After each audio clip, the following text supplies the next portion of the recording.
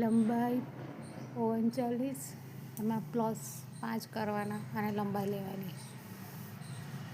કપડની 4 ગળી કરી ઉપરથી લંબાઈ લઈને મોરીનું માપ લેવું.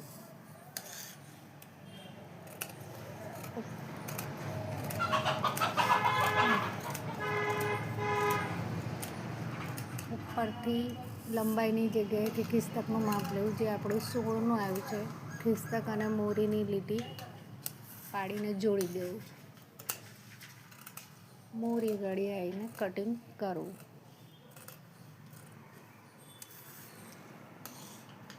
પેન્ટની લહેંગા કટિંગ ઇઝી છે એકદમ. તમને સમજ પડી ગઈ હશે. ઓકે. Om Shanti. બાય.